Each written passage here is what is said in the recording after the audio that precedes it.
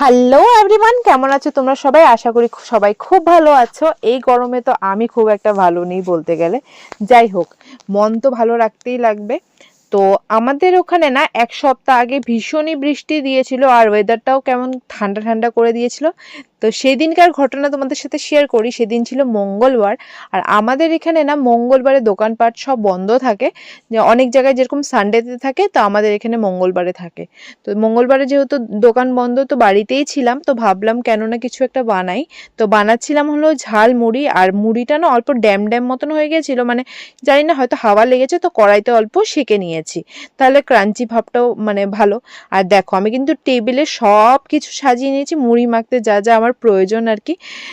তো দেখো মুড়িটার মধ্যে কিন্তু ফার্স্টে আমি চানাচুর দিয়ে দিয়েছি, ঝাল চানাচুর দিলে বেশি ভালো লাগে।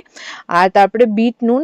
না না, আমি তোমাদেরকে শিখাচ্ছি না মুড়ি মুড়ি মাখা বানানো, আমি জানি সবাই মোটামুটি পারে, বাট ওই আর কি আমি কেমনে বানাচ্ছি এটাই জাস্ট তোমাদের সাথে শেয়ার করছি।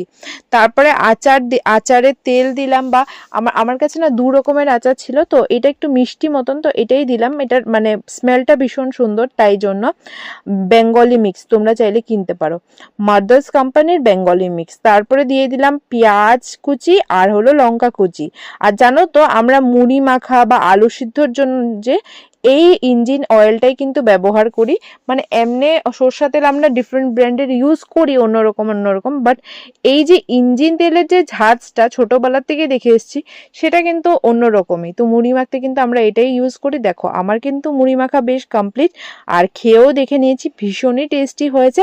সাথে কিন্তু আমি বানিয়ে নিয়েছি 1 কাপ দুধ চা। আর কেমন লাগলো ব্লগটা জানিও। Thank you so much.